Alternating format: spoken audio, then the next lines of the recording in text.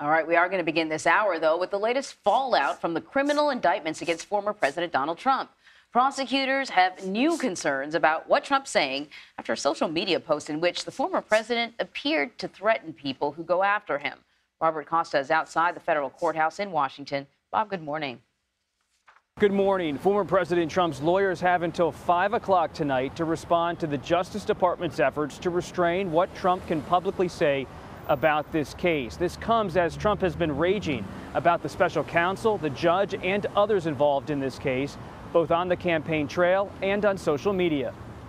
Those indictments aren't worth the paper they're written on. Former President Donald Trump keeps fighting back after being charged with conspiring to overturn the 2020 election. This weekend, he ramped up his attacks, railing against the man who was leading the grand jury investigation, special counsel Jack Smith. Deranged Jack Smith. He's a deranged human being. And on social media, Trump posted, "If you go after me, I'm coming after you," which prompted prosecutors to ask the judge to limit Trump's outbursts.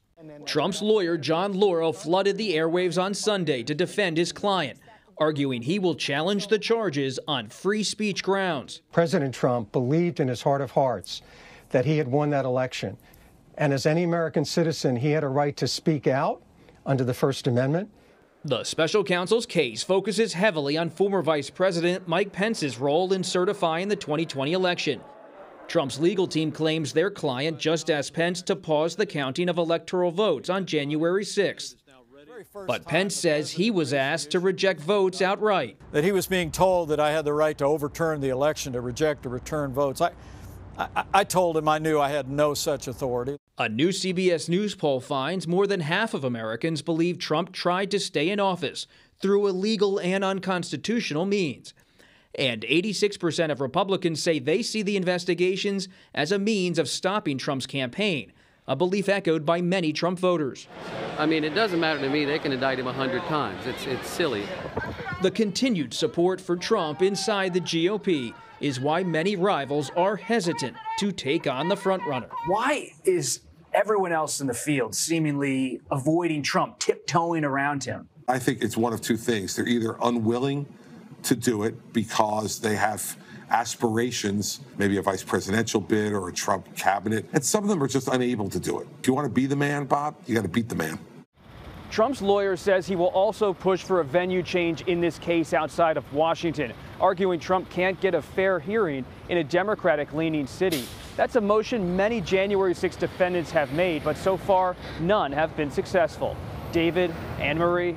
All right, Bob, thank you. So let's bring in CBS News congressional correspondent Nicole Killian. Nicole, you're following all of this from Atlanta for us, and there's a reason that you're there.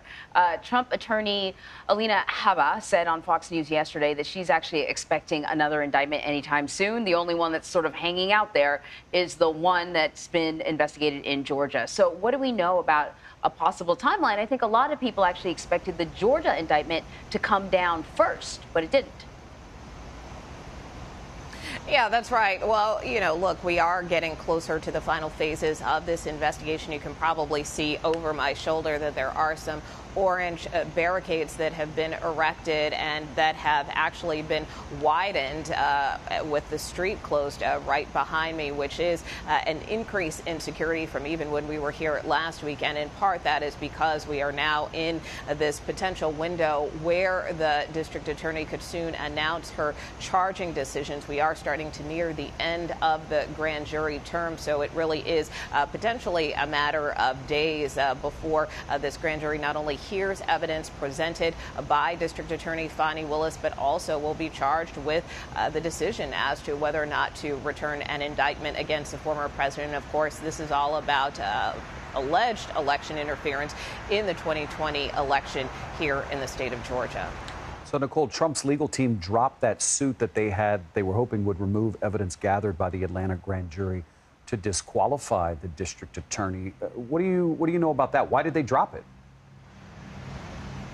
Well, basically, it was duplicative of other motions that the Trump team had filed. And keep in mind, they have had various suits and motions that they have made to not only try to get the special grand jury report and findings thrown out, but also to disqualify District Attorney Fani Willis and even the supervising judge, Robert McBurney, who just last week ruled against the Trump team's latest motion to try to restrict the special grand jury findings and again disqualify the district attorney. And so because that motion got rejected, basically Trump's team said that they will now use other means to try to appeal this decision here in Fulton County rather than to launch yet another request to try to bar the special purpose grand jury findings and disqualify the district attorney. So the bottom line is they've tried many times to get this thrown out without success. So they just kind of threw up their hands on this one and said that they plan to appeal.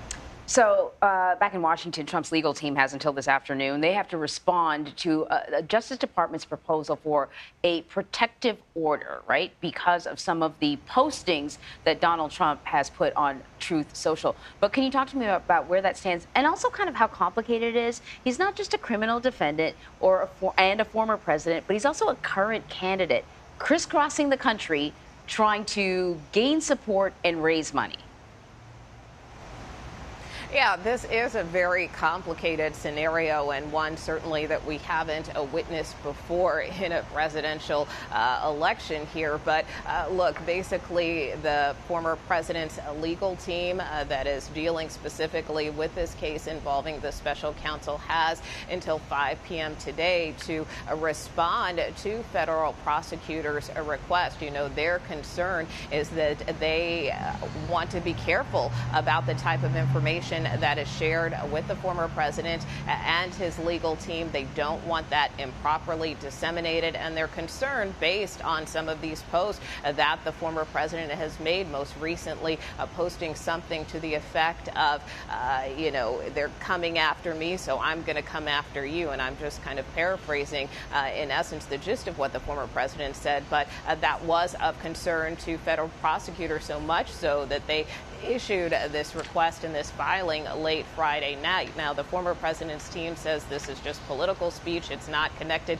in any way to this special counsel case and indictment with respect to the charges involving January 6th, but it is of concern to federal prosecutors. But I think it's just, once again, yet another example of this delicate dance that we are seeing between not only the legal sides, but the political sides, because, of course, the former president was here in this region. He was in Alabama and South Carolina over the weekend at 2 Republican dinners, of course, campaigning and dismissing and criticizing the special counsel. So it is going to be this delicate dance of watching what the former president says, not only on the trail, but also in these Truth Social posts up against all these legal battles that he's currently fighting.